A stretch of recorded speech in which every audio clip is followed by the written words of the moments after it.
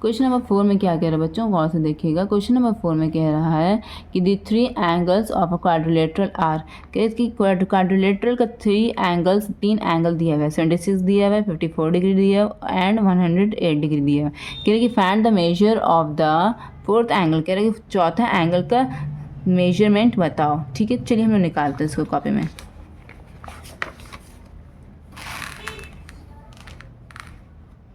चलिए question number हम लोग कौन सा, क्वेश्चन नंबर 4 बना रहे थे ना यहाँ पे, क्वेश्चन नंबर 4।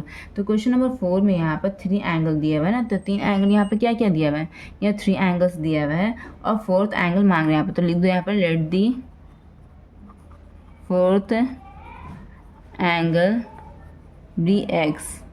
ठीक हो गया, ये एक्स है। तो जैसे कि हम लोग को पता है कि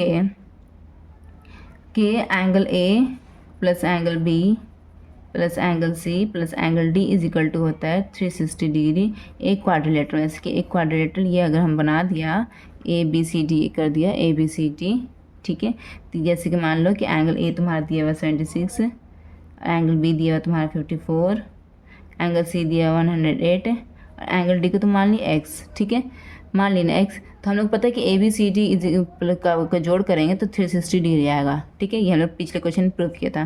तो एंगल की ए क्या है मेरा 76, बी क्या है मेरा 54, सी क्या है मेरा 108 प्लस डी को हम लोग क्या मान लिया था, एक्स मान लिया था। ठीक है, इजिकल टू 360।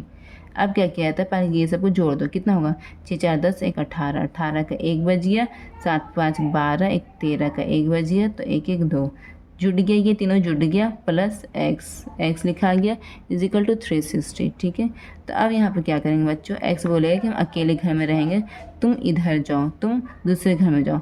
जब ये उठ कर दूसरे घर में जाएगा तो अभी इसका साइन क्या है, अभी इसका साइन प्लस है, प्लस के साथ ये अटैच है ना, इसका साइन ये प्लस है। तो जब इस घर में जाएगा, इस घर में जाएगा तो ये प्लस है ना, यहाँ पर इसका साइन, यहाँ पर कुछ नहीं रहता तो समझा प्लस है। ठीक है, जब इस घर में जाएगा तो ये माइनस में चेंज हो जाएगा। ठीक, दूसरे घर में जब जाता है तो अपना साइन चेंज कर लेता है। तो यहाँ पर -238 हो गया।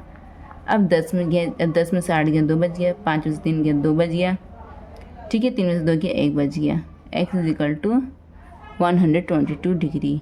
ठीक है, यही आपका आंसर आ गया है बच्चों।